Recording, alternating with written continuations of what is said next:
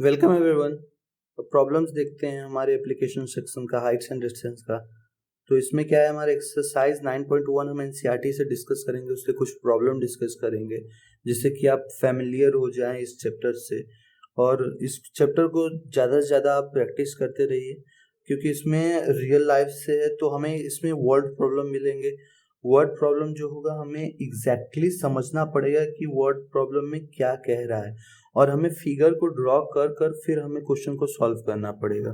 तो इस चीज़ को ध्यान में रखकर हम सॉल्व करेंगे। ओके, तो हम डिस्कस करते हैं फर्स्ट प्रॉब्लम को। फर्स्ट प्रॉब्लम में क्या कहता है, ध्यान से इसको समझिएगा। और circus artist is climbing a 20 metre long rope which is tightly stretched and tied from the top of a vertical pole to the ground। Okay, मतलब कि हमारा कोई एक वर्टिकल पोल है। मान लीजिए हमारा वर्टिकल पोल है, सपोज सपोज ये हमारा वर्टिकल पोल है जिससे कि ये बांधा हुआ है रोप टाइटली। क्या कहा है, tight from the top of the vertical pole to the ground. Top से हमारा ग्राउंड तक इसको रोप को बांधा गया है। ओके, तो हमारा ये रोप को ऐसे स्ट्रेच किया गया। मान लीजिए ये हमारा क्या है, रोप, और ये हमारा क्या है, पोल। ठीक है, अब इसमें क्या करें, find the height of the pole. हमें पोल के हाइट को फाइंड करना है। So if the angle made by the rope, इस रोप का एंगल जो बना रहा है विद द ग्राउंड, ग्राउंड के साथ, ग्राउंड जो कि हमारा हॉरिजॉन्टल है, जो हॉरिजॉन्टल हमारा ग्राउंड है, क्या है, ग्राउंड है, लेवल इज 30 डिग्री। अब इसमें कह रहा है वो 30 डिग्री है। तो यहाँ पे आप समझिए कि हमारा ये पोल जो है ये एज अ काम करेगा लाइन ऑफ साइट की तरह। किसकी तरह काम करेगा, लाइन ऑफ साइट की तरह काम करेगा ये हमारा। और ये हमारा जो ग्राउंड है ये हॉरिजॉन्टल लाइन की तरह हमारा वर्क करेगा। तो ये जो एंगल बनाएगा ये हमारा एंगल क्या होगा, ये एंगल हमारा होगा angle of elevation. Okay, angle of elevation की तरह काम करेगा ये। तो हमारा ये क्या दिया हुआ है, 30 डिग्री। और हमसे पूछा क्या है, find the height of the pole. मतलब अगर ए बी सी को कंसीडर करते हैं ट्राइंगल को, तो हमारा ये जो होगा हाइट, ये हमारा क्या होगा, पोल का हाइट होगा। तो इसको हम h मान लेते हैं, h कंसीडर करते हैं। और हमें क्या कह रहा है कि ये circus artist climbing a 20 metre long rope, मतलब इस रोप का जो लेंथ है AC वो हमें x दिया हुआ है जो कि हमारा 20 मीटर है। ओके, तो चलिए हम इसको सॉल्व करते हैं।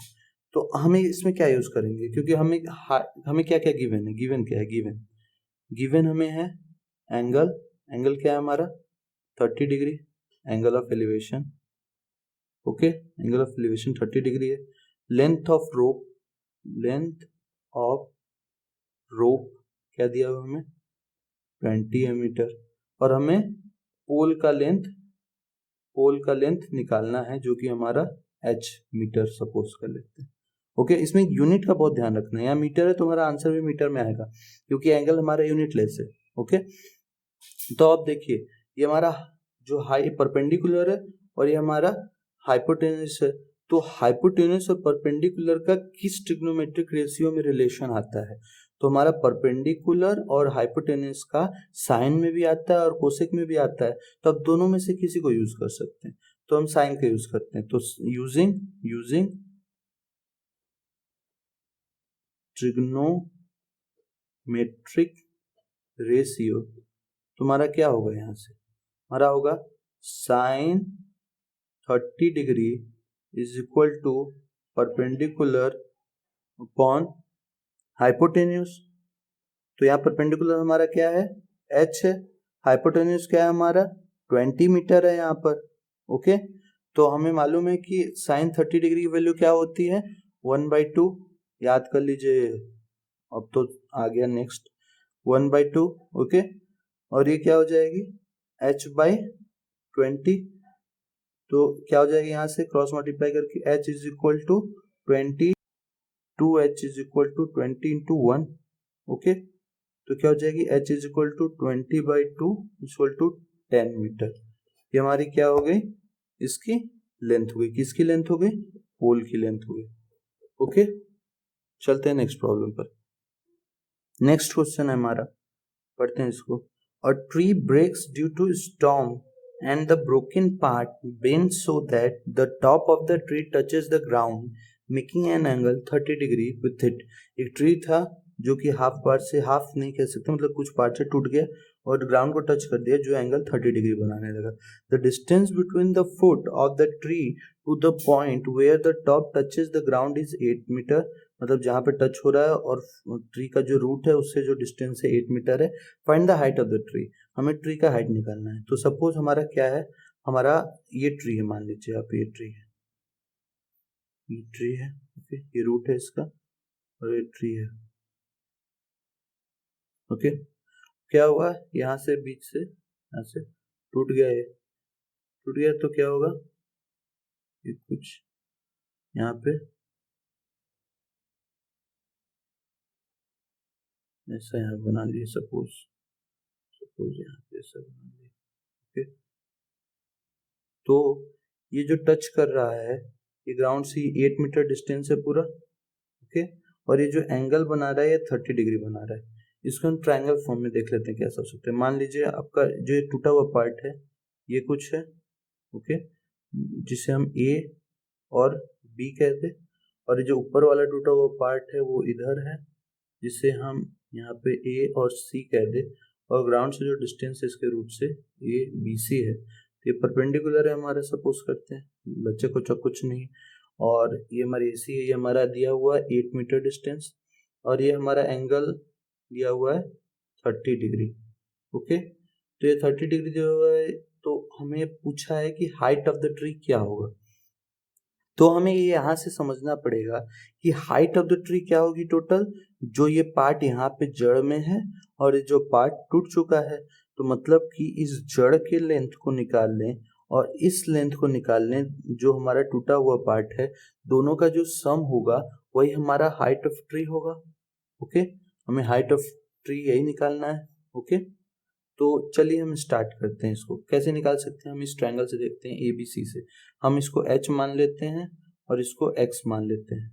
तो यहाँ पे हमारा जो h है परपेंडिकुलर है और x जो है वो हाइपोटेन्यूज है, और हमें दोनों निकालना है। तो यहाँ पे हमें दोनों निकालना है, तो यहाँ पे हमें दो फॉर्मूले का यूज करना पड़ेगा, या फिर हमें एक ही का यूज कर सकते हैं या फिर दो का यूज कर सकते हैं।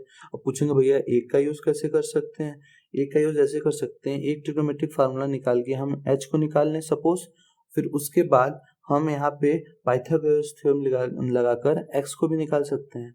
तो यहाँ पे मैं पाइथागोरस थ्योरम का यूज नहीं करूंगा, मैं यहाँ पे दोनों ट्रिग्नोमेट्रिक रेशियोज का यूज करूंगा। ओके, तो उधर से वहां से इस तरह से निकाल सकते हैं। तो हम पहले देखते हैं कि हमारा गिवन क्या है। हमारा गिवन क्या है, हमारा गिवन है जो BC है वो हमारा क्या है 8 मीटर, और एंगल ACB है वो हमारा क्या है 30 डिग्री। निकालना क्या है, h की वैल्यू क्या होगी और x की वैल्यू क्या होगी। तो इन दोनों को सम कर देंगे, हमारी डिस्टेंस आ जाएगी, हाइट आ जाएगी ट्री की। ओके, तो यहाँ पे हम tan थीटा का फॉर्मूला लगाते हैं। ओके, जब tan थीटा का फॉर्मूला लगाएंगे तो क्या होगा, tan 30 degree is equal to perpendicular upon hypotenuse. Okay, perpendicular hypotenuse हो गया। तो हमारा परपेंडिकुलर क्या है, यहाँ पे परपेंडिकुलर हमारा है ए बी क्या है हमारा h, हाइपोटेन्यूज क्या है बी, सॉरी हाइपोटेन्यूज नहीं, बेस क्या है BC 8 मीटर। ओके, तो tan 30 डिग्री की वैल्यू क्या होती है, tan 30 डिग्री की वैल्यू होती है 1/√3 is equal to h/8 metre.